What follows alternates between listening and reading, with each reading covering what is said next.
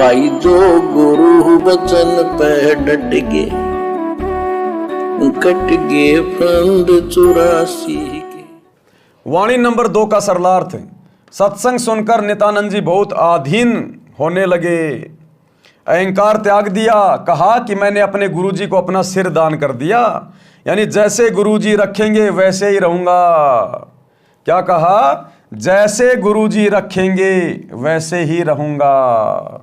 कुत्ता हूं गुरुदेव का, पवन दास का नाम, गले प्रेम की जेवड़ी, जहां खींचो तां जाऊं। तो करो तो बावड़ूं, दूर दूर करो तो जाऊं, जो राखूं त्यों ही रहूं, जो देवो सो खाऊं। और खाने जाद खरीद हूं गुलाम तुम्हारा, हम तो आपकी शरण में सतगुरु, हमरा क्या चारा।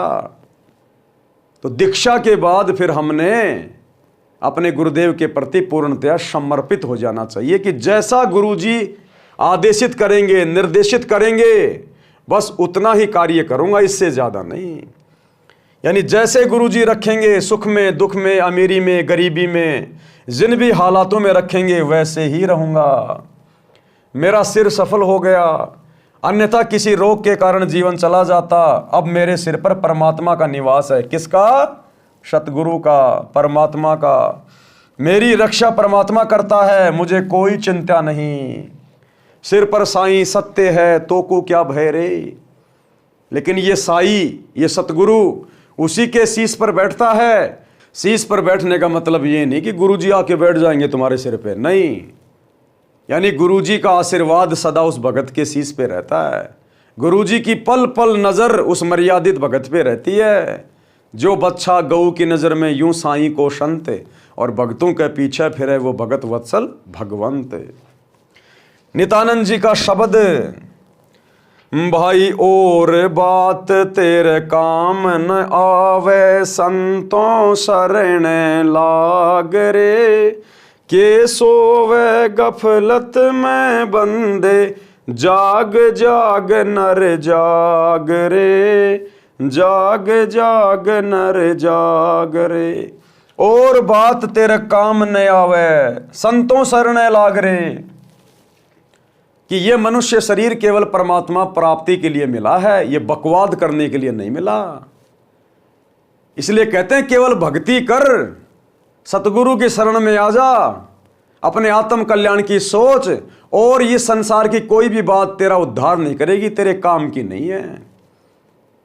ये विषय विकार करना, ये तेरे काम की नहीं है। गंदी राजनीति में पैर फंसाना तेरे काम की नहीं है। और बात तेरे काम ना आवे, यानी इस सत भक्ति के अलावा और जितने भी ये जो कर्म हैं, ये तेरे किसी काम के नहीं है। केवल नेक नीति ईमानदारी से अपना काम धंधा कर, परिवार का पालन पोषण कर, और ज्यादा से ज्यादा समय अपने सतगुरु की भक्ति को दे। और बात तेरा काम न आवे, ये सांग सिनेमा देखना, फिल्में देखना, दुनिया भर का मेकअप करना, मान बड़ाई अहंकार में फूला फूला फिरना, राजनेताओं के पीछे दौड़ते रहना, एक समोसे के चक्कर में सारा दिन उनका समर्थन करते रहना, झंडा लेके घूमते रहना। कहते हैं अब ये दुनिया भर की बकवादें फिर भगत के कोई मतलब की नहीं रह जाती। उसने अपने आत्म कल्याण की दिशा में आगे बढ़ना चाहिए, मर्यादा में रह के। कहते हैं के सोवे गफलत में बंदे, कि बहुत ज्यादा सो लिया इस काल की भांग के नशे में, अज्ञान में। अब जाग जा, जाग जाग नर जाग रे, यानी सतगुरु के सत्संग सुनकर जाग जा, काल के षड्यंत्र को पहचान ले, सचेत हो जा, अब गफलत में मत जीना आगे। और बात तेरे काम न आवे, संतों शरण लाग रे। के सोवे गफलत में बंदे, जाग जाग नर जाग रे, जाग जाग नर जाग रे। तन सराय में जीव मुसाफिर, करता रहे दिमाग रे। रात बसेरा कर ले डेरा, चले सवेरा त्याग रे, चले सवेरा त्याग रे। और बात तेरे काम न आवे, संतों शरण लाग रे। के सोवे गफलत में बंदे, जाग जाग नर जाग रे, जाग जाग नर जाग रे। क्या समझा रहे हैं गुरुदेव? तन सराय में जीव मुसाफिर, तन यानी शरीर, सराय यानी धर्मशाला, और जीव मुसाफिर यानी ये जीव आत्मा एक यात्री है।